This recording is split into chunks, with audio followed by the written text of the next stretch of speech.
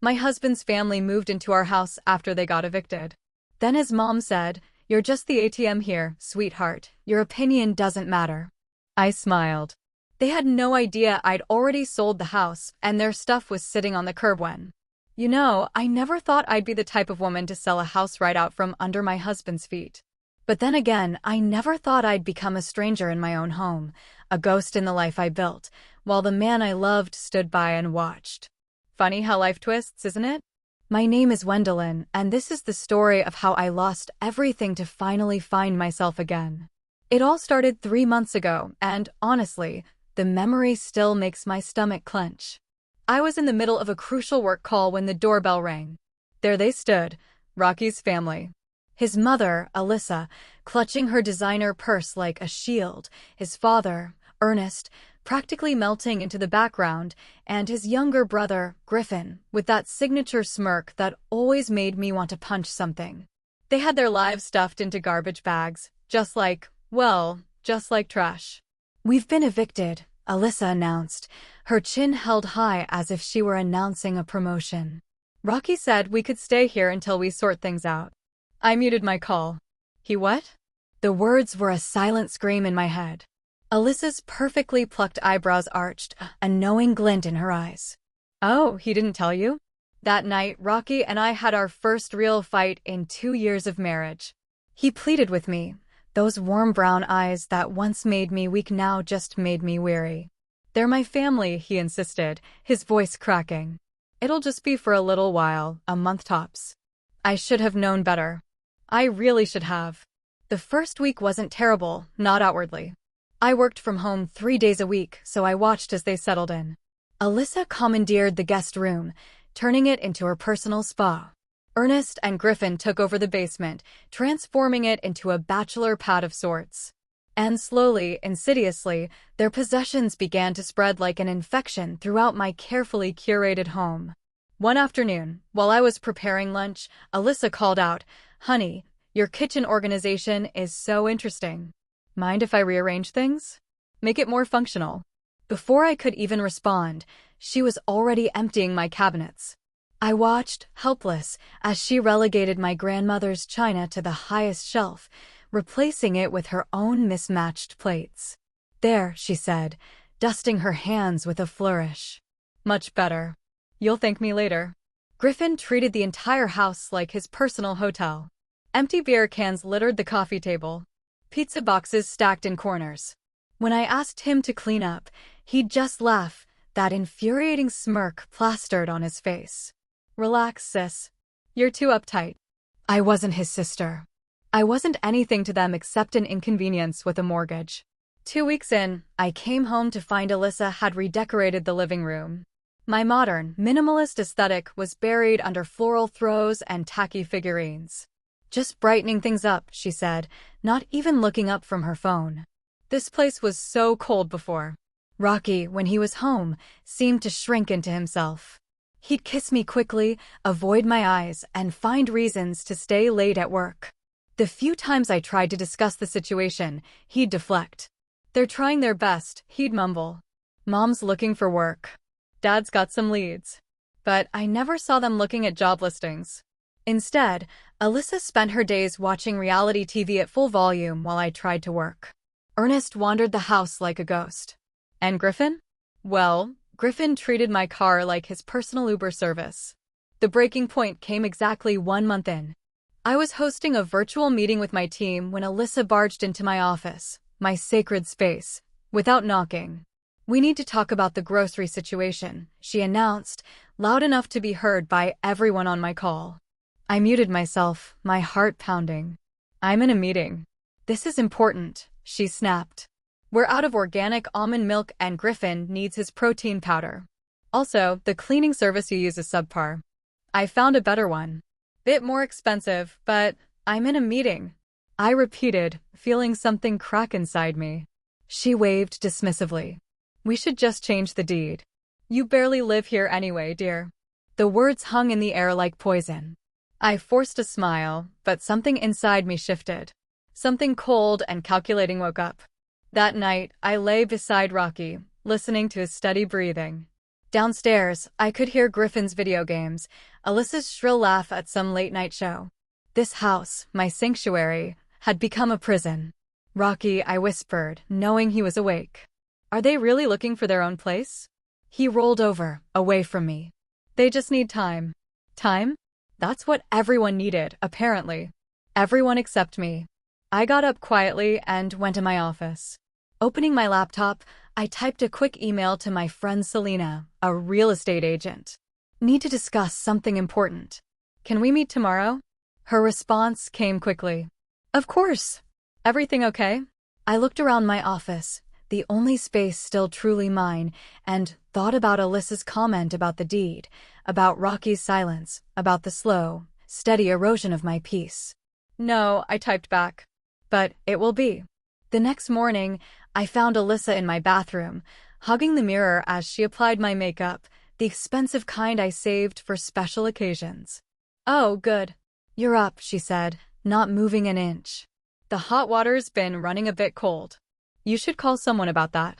I stood in the doorway, toothbrush in hand. "I need to get ready for work." "Just 5 more minutes, dear." She started curling her hair. "You know, at my age, it takes a bit more effort to look presentable. Not that you'd understand yet."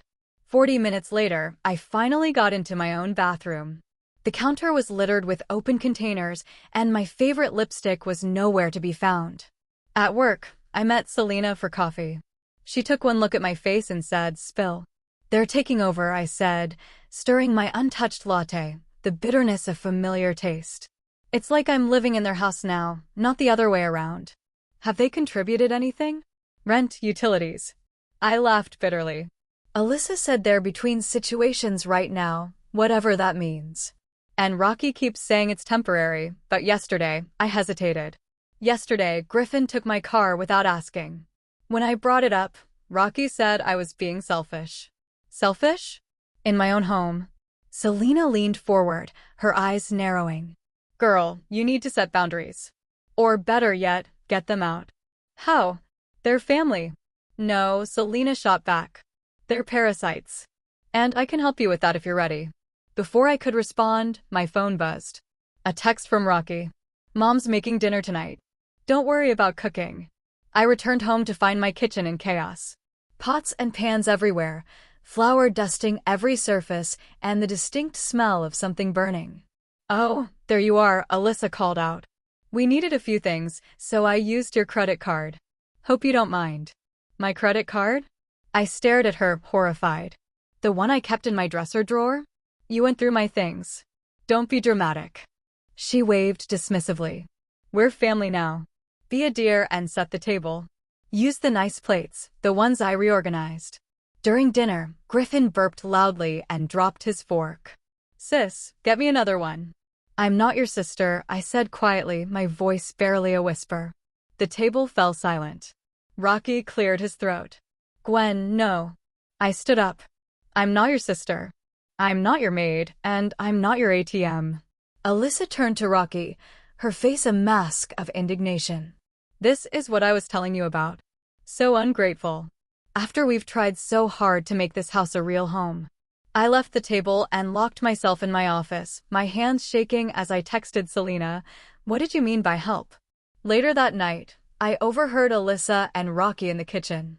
I stood in the shadows, listening. "She thinks this is her house," Alyssa's voice dripped with disdain. "She pays the mortgage, but we own him." Rocky's response was too quiet to hear, but his silence said everything. I backed away before they could notice me, bumping into Ernest in the hallway. For a moment, our eyes met. He opened his mouth as if to say something, then looked away and shuffled past. The next morning, I found a note on my car. Borrowed it again. "Be back later. Griffin." I called an Uber to work, using the ride to compose myself. My colleague Tia noticed something was off. "You okay?" she asked during lunch. "You seem different lately." "Just family stuff," I said vaguely. "Family can be tough," she nodded. "My cousin stayed with me once. Took months to get rid of her. Had to get creative." Creative. The word stuck with me. That evening, I came home to find Alyssa had invited her book club over. 8 women I'd never met were scattered across my living room, drinking my wine, eating my food. "Oh, Gwendolyn," Alyssa called out. "Come meet everyone. We were just discussing making this a weekly thing. Your house is perfect for hosting." I smiled. Not the forced smile I'd been wearing for months. A different smile. A dangerous one. "Actually," I said, "I need to make a call. Business stuff. You understand."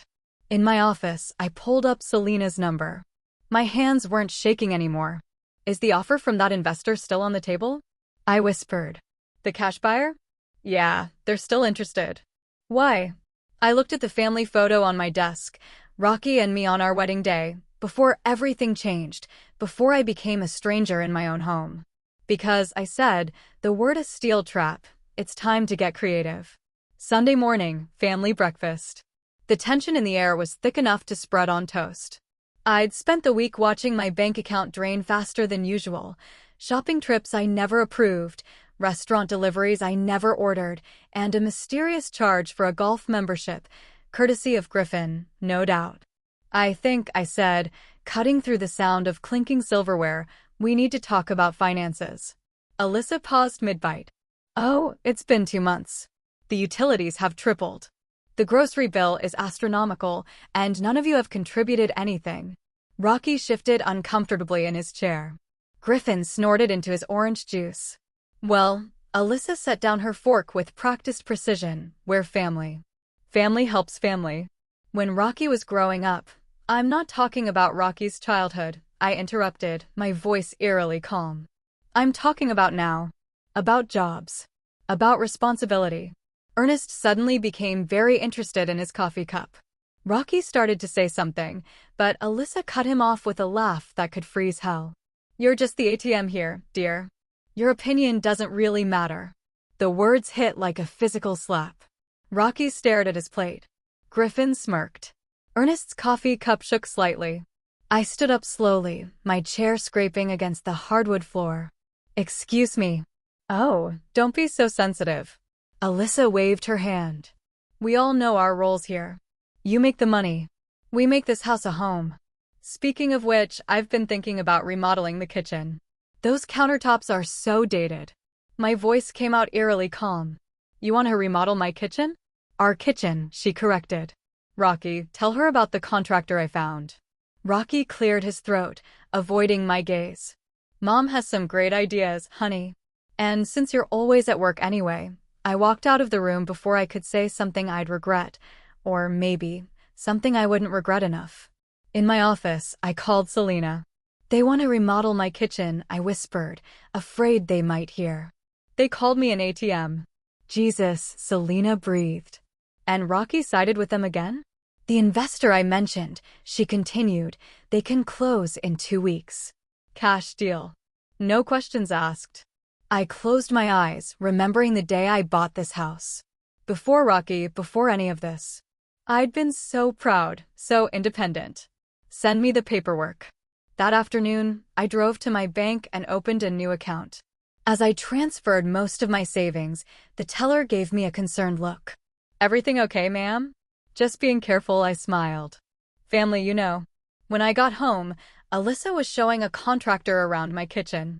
The one I'd saved for years to renovate myself. "Oh, good. You're back." She beamed. "We're thinking marble countertops. Nothing but the best for our family, right?" I nodded, watching as she gestured grandly around my space, making plans for my money. Rocky appeared behind her, looking pleased. "Mom's really got an eye for design," he said proudly. "She sure does," I replied, the words dripping with a hidden meaning. "Always knows exactly what she wants." That night, I lay awake listening to the house breathe. Griffin's video games downstairs. Ernest snoring from the basement. Alyssa's late-night phone conversations about her renovation plans. My phone buzzed. A text from Tia. "Weird question. Isn't your brother-in-law Griffin? Saw him on a dating app saying he's temporarily crashing with friends while saving for his own place. Thought you should know."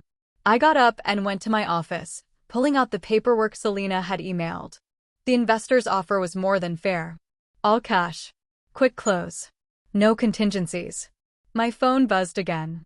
Alyssa had added me to a group chat. Kitchen renovation dreams. I muted the chat and started filling out the forms. My hands were steady now, my mind clear. As I signed my name on page after page, I thought about Alyssa's words at breakfast. Just the ATM. Well, this ATM was about to go permanently out of service. I worked through the night, scanning and sending documents to Selena. At dawn, I heard Alyssa in the kitchen, probably planning more changes to my home. "Morning, dear," she called out as I passed. "I've been thinking about the living room next. That modern art of yours is so cold." I smiled. "You're right, Alyssa. Changes are definitely coming." She beamed, missing the edge in my voice entirely. "I knew you'd see things our way eventually." I grabbed my keys and headed for the door. Rocky was coming down the stairs. "Where are you going so early?" he asked. "Just running some errands," I said. "Don't worry about it." As I pulled out of the driveway, I saw Alyssa in the window, already measuring for new curtains. 2 weeks, I thought. Just 2 more weeks, then we'd all learn exactly whose house this was. The for sale sign lay flat in my trunk, covered by a blanket. Selena helped me plant it in the backyard at midnight, angled so it couldn't be seen from the house. "The buyers want to see it tomorrow," she whispered. "Can you get everyone out?" "Leave that to me." At breakfast the next day, I announced, "I'm treating everyone to the new water park tomorrow. My company gave me passes." "Oh, how generous," Alyssa said, eyeing me suspiciously. "But I have my hair appointment," Griffin added, not looking up from his phone. "And I've got plans," Alyssa declared. "Perfect," I said, a dangerous sparkle in my eye. While they were out, the buyers walked through my house. They loved it. No contingencies, no inspection needed, just like Selena promised. "We can close in 10 days. The husband confirmed. I signed the papers in my car, parked 2 blocks away. My hands didn't shake at all. That evening, I started phase 2. I rented a storage unit and began moving things out piece by piece. Small things at first: photo albums, important documents, my grandmother's jewelry. "Spring cleaning?" Rocky asked, noticing some empty spaces. "Just decluttering," I smiled. "Your mother's right. We need to make some changes." He beamed, kissing my cheek. "I'm so glad you're finally coming around." I let him hold me, remembering when his embrace felt like home. Now it felt like handcuffs. At work, Tia stopped by my desk. "Hey, about that dating app thing, what about it?" "Griffin's profile. It says he's been staying with friends for 6 months, but hasn't he been living with you?" I felt something cold settle in my stomach. "Tell me more." She pulled up the profile on her phone. There he was, my brother-in-law, claiming he was between places and staying with buddies while his investment property finalized. Investment property, with my money, no doubt. That night, I made a show of packing a weekend bag. "Girls' spa weekend," I announced. "I need some me time." "But what about the kitchen samples?" Alyssa protested. "The contractor's coming Monday." "You handle it," I said sweetly. "You have such good taste." I checked into a hotel 10 miles away and waited. Selena's text came at midnight. "Deal closed. Money wired." I ordered champagne from room service and watched the city lights blur through my tears. Not sad tears. Relief tears. Freedom tears. The next week was a dance of deception. I hired movers to come during the day, telling Alyssa they were delivering new furniture. Instead, they quietly packed my remaining belongings into unmarked trucks. "Where's that painting going?" Rocky asked one afternoon, catching a glimpse of a wrapped canvas. I lied smoothly. "Surprise for your mother." He hugged me. "You're amazing. You know that?" Griffin caught me boxing up kitchen items. "What's with all the packing?" he asked, suspicious. "Just organizing," I said. "By the way, how's that investment property coming?" He paled slightly but recovered quickly. "What investment property?"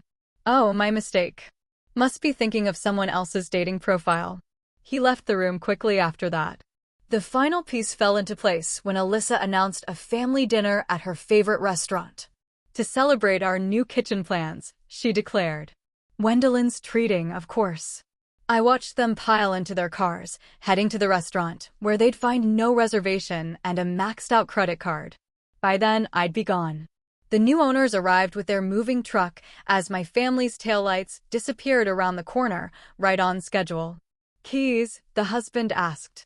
I handed them over along with a detailed list of my in-laws' belongings.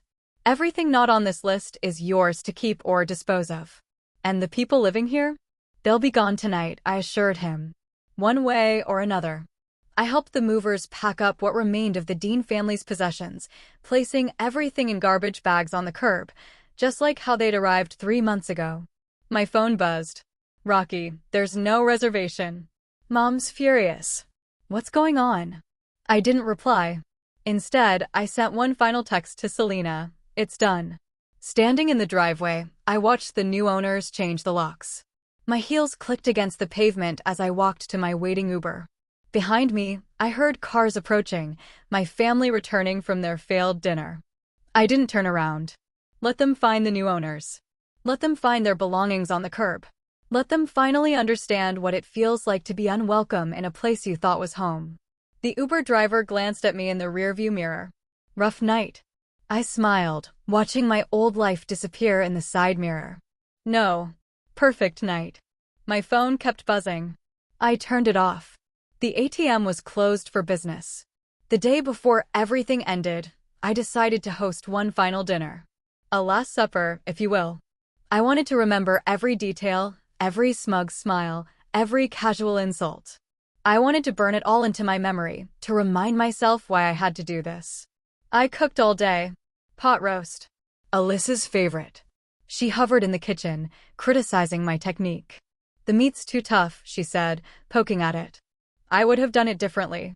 I'm sure you would have, I smiled, thinking of the signed papers hidden in my purse. Griffin sprawled on the couch, feet up on my coffee table. Hey sis, fear me. I brought him one, watching him add another ring stain to the wood. It didn't matter anymore. None of it did.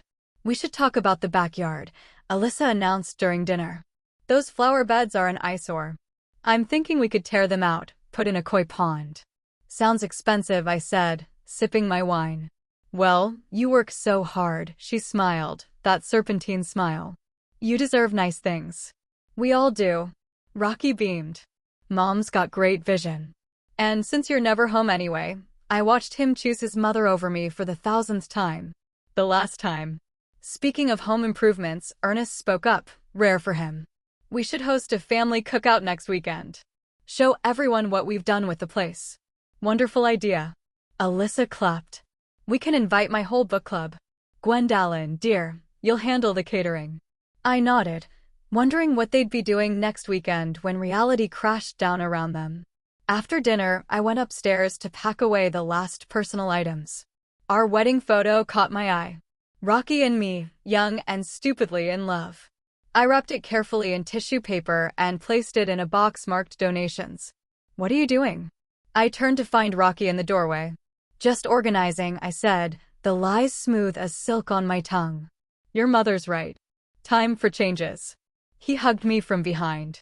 I knew you'd come around. Mom says you've been so much more agreeable lately. I let him hold me, remembering when his touch felt like safety instead of chains. Downstairs, Griffin was on his phone laughing. This place is practically ours now, he called out to no one in particular. I raised my glass. Let's make this a weekend to remember. Later that night, I found Ernest alone in the kitchen. You're different, he said quietly. Calmer, am I? He studied me. Whatever you're planning, just remember actions have consequences. I know, I said. I've been living with the consequences of other people's actions for months. He nodded slowly, understanding in his eyes. For a moment, I almost felt sorry for him. Almost. In bed, Rocky snored beside me while I made my final preparations. Text to Selena, everything ready for tomorrow? Her reply came quickly. Movers confirmed for 2 p.m. New owners arriving at 3. You sure about this? I looked at Rocky, remembering our first date, our wedding, the life I thought we'd have. Then I remembered his silence, his cowardice, his choices. Yes, I typed back. I'm sure. Morning came too quickly. I made breakfast one last time, watching them eat, listening to their plans for my house, their house as they saw it. The contractor's coming Monday, Alyssa reminded me. We'll need your credit card again. Of course, I smiled. Anything for family. I left for work early. My real destination, the hotel where I'd watch it all unfold. As I backed out of the driveway, Rocky waved from the porch. "Love you," he called out. I waved back, wondering if he'd ever loved me more than he feared his mother. At noon, my phone exploded with notifications. They'd returned early from their errands to find strangers in their house. My house. Not their house anymore. "Alyssa, what have you done?" "Griffin, WTF is happening?" "Rocky, baby, please answer your phone." "Ernest, I understand." I turned off my phone and ordered room service. By now, they'd be standing on the curb with their belongings in garbage bags, just like they'd arrived. By now, they'd be realizing that the ATM had not just closed, it had disappeared entirely. I took out the manila envelope containing the divorce papers and a hotel voucher for Rocky. One night only, just enough time to realize what he'd lost. Actions have consequences, I whispered to my reflection in the hotel window. Outside, storm clouds gathered. Perfect weather for a family emergency. I watched it unfold through the security cameras I'd installed last week. Money well spent. 2:15 p.m., the movers arrived, efficient and professional. They started replacing furniture with the new owner's belongings, just as planned. 2:45 p.m., Rocky's car pulled into the driveway early. Of course, they came home early. Alyssa probably wanted to supervise the contractor she'd scheduled without my knowledge. The camera caught their expressions perfectly as they stepped out of their cars: confusion, disbelief, rage. "What is the meaning of this?" Alyssa's voice came through crystal clear on the audio feed. "Who are you people?" The head mover handed her my prepared letter. I watched her manicured hands shake as she opened it. "No," she whispered, then louder, "N-O." Rocky grabbed the paper. "This has to be a mistake. This is our house." The new owner, right on time, stepped out of his car. "Actually, it's my house now. I have the deed right here." Griffin tried to push past him. "Like hell it is. Where's Gwendolyn?" "Mrs. Foster left these for you," the mover said, pointing to the neat piles of garbage bags on the curb. "And this envelope for Mr. Dean." I zoomed in on Rocky's face as he opened the manila envelope. Divorce papers. Hotel voucher. A single note: "You chose your side. Now live with it." "She can't do this." Alyssa shrieked. "Rocky, call the police." The new owner held up his paperwork. "I have everything in order. This is a legal sale. You're trespassing now." Ernest stood silently by the curb, staring at their belongings in garbage bags. The same way they'd arrived 3 months ago. Poetry in motion. "My things," Alyssa wailed. "My antiques. My family heirlooms.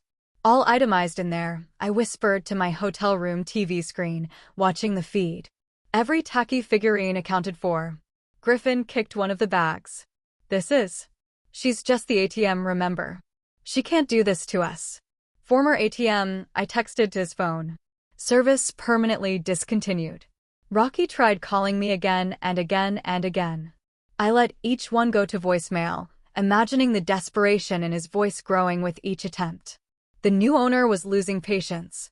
"You have 30 minutes to collect your belongings before I call the authorities." "But my kitchen renovation." Alyssa grabbed Rocky's arm. "The contractor is coming Monday. Tell him, Rocky. Tell him this is our house." "Mom." Rocky's voice cracked. "Mom, please just, let's get our stuff." Rain started to fall as they scrambled to gather their bags. Alyssa kept screaming about lawyers, about rights, about ingratitude. Griffin punched the mailbox, then howled in pain. Ernest just quietly loaded bags into their cars. My phone buzzed with a text from Selena, watching from across the street. "This is better than Netflix. This isn't over." Alyssa screamed at the house. "Do you hear me, Gwendolyn? This isn't over." But it was. The new owner closed the door and changed the locks. I watched through the cameras as they drove away, cars loaded with garbage bags, their temporary kingdom crumbling behind them. I switched off the feed and finally checked my voicemails. "Rocky, baby, please, we can talk about this." "Alyssa, you ungrateful little." "Griffin, you're going to regret this, sis." "Ernest, I understand. Goodbye." A knock at my hotel room door made me jump. It was Selena, holding a bottle of champagne. "That," she said, stepping inside, "was the most beautiful thing I've ever seen." Did Alyssa really try to hit the new owner with her purse? Girl, yes. And when Griffin realized his gaming console was in one of those bags. Priceless. We poured the champagne and watched the storm through the floor-to-ceiling windows. My phone kept buzzing with threats, pleas, and promises. Rocky's at the hotel, I said, checking the front desk camera feed on my laptop, the one where I'd left him the voucher. Are you going to talk to him? I thought about all the times he could have talked to me. All the times he chose silence over support. No, I said, turning off my phone. I've said everything I need to say. Selena raised her glass. To karma. To consequences, I replied. Below, through the rain-streaked windows, I could see the city lights blurring. Somewhere out there, a family was learning that actions have consequences, that ATMs can fight back, that sometimes silence speaks louder than words. And somewhere in a brand new house, a happy family was moving in, making it their home, their real home. The high of revenge wore off around midnight. Selena had left, and I stood alone in my hotel suite, staring at the city lights through rain-streaked windows. My phone buzzed again. Tia, you need to know something about Rocky. Can I come up? 5 minutes later, she was at my door, looking nervous. I didn't want to say anything before, she started, pacing the room. But now that you've done this, you should know, you did the right thing. What do you mean? She pulled out her phone, showing me a series of photos. Rocky at a bar. Rocky with his arm around a blonde. Rocky kissing her. My cousin works at that bar, Tia said softly. He's been seeing her for months. Always when you were working late. The champagne turned sour in my stomach. How long? Since before his family moved in. I sat heavily on the edge of the bed, memories flooding back. The late nights at work, the way he avoided my eyes, the constant defense of his family. He wasn't just weak, I whispered. He was a coward in every way possible. Tia sat beside me. I'm sorry. I should have told you sooner. No, I shook my head. I needed to do what I did for the right reasons, not out of anger or jealousy. For me. After she left, I found myself opening my laptop, clicking through old photos. Rocky and me at the beach. Rocky helping me paint the house. Rocky down on one knee, promising forever. Liar, I whispered to his smiling face. A new email popped up from Ernest. I'm at the shelter on 5th Street. Alyssa and Griffin went to her sister's, but they wouldn't take me. Rocky's, well, I don't know where Rocky is. I just wanted to say I'm sorry, not for what you did, but for what we did to make you do it. I closed the laptop without replying. Sleep wouldn't come. I ordered room service at 3 a.m., pancakes. I couldn't eat. The waiter gave me a sympathetic look. Bad breakup? Bad everything, I replied. Dawn found me in the hotel gym, running nowhere on a treadmill, trying to outpace my thoughts. My phone kept lighting up with messages. Alyssa, you've ruined everything. I hope you're happy. Griffin, where's my gaming stuff? I had saves on that console. Rocky, please. I love you. We can fix this. I deleted them all without reading further. My boss, Nicole, called around noon. Take the week off, she said. You've got the vacation days. I need to work, I protested. No, you need to process. Trust me, I've been there. You have. She laughed. 3 years ago, caught my husband with his secretary. Classic, right? Sold his beloved boat while he was at work. Best therapy ever. I found myself smiling. Did it help? The boat money paid for actual therapy, which helped more. Speaking of which, she texted me a number. Dr. Sarah Martinez, family therapist. I stared at the number for a long time before saving it. Selena brought lunch, real food, not hotel fare. She found me surrounded by scattered photos and old cards. What are you doing? Trying to figure out when it all went wrong, I said. When he stopped being my husband and started being their son again. She gathered up the photos. Stop. This isn't helping. No buts. Get dressed. We're going out. She took me to a luxury apartment complex across town. Modern, secure, with a doorman and a view of the park. They have short-term leases, she said. 3 months minimum. Long enough to figure out your next move. The apartment was small but pristine. No floral throws, no beer stains, no echoes of false family. It's expensive, I hesitated. You just sold a house. You can afford it. I signed the lease that afternoon. As we carried in my suitcases, my phone buzzed with a text from an unknown number. The blonde from the photos. He's been lying to me too, it read. Said he was separated. Just found out about you. I'm sorry. I blocked the number without replying. That night, in my new apartment, I opened my laptop to delete more photos. Instead, I found myself typing, "Dear Rocky, I thought about writing a long letter explaining everything, about how you betrayed me twice, once with her, once with them. About how you watched me disappear in my own home and did nothing. About how you chose everyone else over me, every single time. But you don't deserve my words anymore. Goodbye." I deleted his number instead of sending it. Outside, the city hummed with life. Inside, for the first time in months, there was only silence. My silence, my space, my choice. I slept dreamlessly that night, alone in my new beginning. The postcard arrived on a sunny Tuesday. No return address, just Ernest's shaky handwriting. Thank you for doing what Rocky never could. You set us all free in a way, even if some of us don't see it yet. I pinned it to my new bulletin board right next to my therapy appointment card and the lease for my recording studio. Ready? Selena asked, adjusting the microphone. We're live in 5. I settled into my chair, facing the professional recording equipment. The red light blinked on. Welcome to Boundaries and Backbone, where we talk about taking back your life, one story at a time. I'm your host, Gwen Dallin. The podcast had started as therapy homework. Share your story, Dr. Martinez had suggested. Now it was gaining traction, with women calling in to share their own experiences of finding their voice. Today's topic, when family isn't family anymore. The calls started flowing. My mother-in-law moved in temporarily 2 years ago. My husband always takes his sister's side. They're draining my accounts, but call me selfish when I object. I answered each one, sharing pieces of my own story. Not for revenge anymore, but for healing, for helping. During the break, Tia texted, Rocky's mom is living with his sister now. Apparently, she's redecorating their house too. I smiled, imagining Alyssa's sister dealing with her improvements. The studio door opened. Nicole stepped in, holding coffee. Your numbers are amazing, she said. The network wants to syndicate. Really? Really? You're helping people, Gwen. Who knew selling a house could start a movement? After the show, I checked my mail. Divorce papers signed by Rocky. No contest, no claims, no drama. Just his signature and a single line.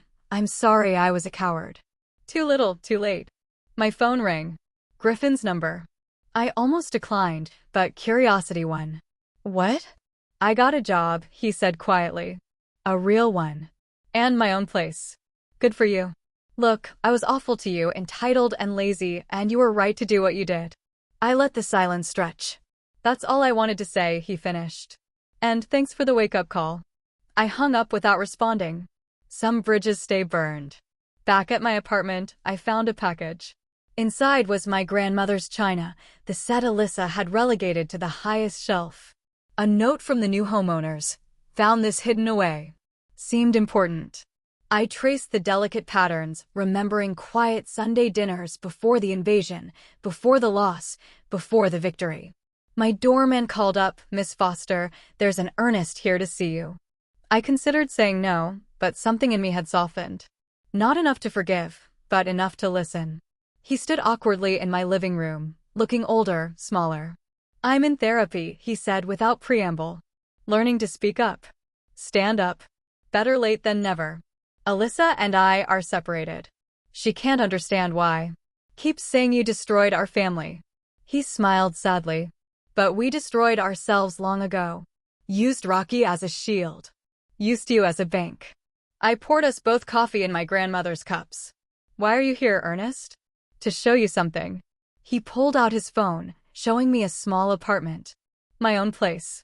First time in 40 years I'm living for myself. I'm glad for you. Rocky's living with his mother again, he added. Some patterns never break unless you break them yourself. After he left, I recorded a bonus episode for my podcast. The words flowed easily now. Sometimes the strongest boundaries are the ones we build after everything falls apart. Sometimes the greatest love we can show ourselves is walking away. And sometimes the best revenge is simply living well. My phone lit up with messages from listeners, women sharing their stories, women finding their strength, women breaking their own patterns. I opened my balcony doors, letting in the evening air. Below, the city pulsed with life and possibility. My new home, my new story. The china gleamed in its cabinet, not hidden away, but proudly displayed. Not a reminder of what I'd lost, but of what I'd gained: strength, peace, self-respect. And remember, ladies, I spoke into my recorder, preparing tomorrow's outro. If you're just the ATM, cancel the card and change the PIN. But most importantly, invest in yourself. I hit stop, smiling at my reflection in the window. No more forced smiles. No more silent rage. Just me, my voice, and a future I'd built from the ashes of a house that was never really a home.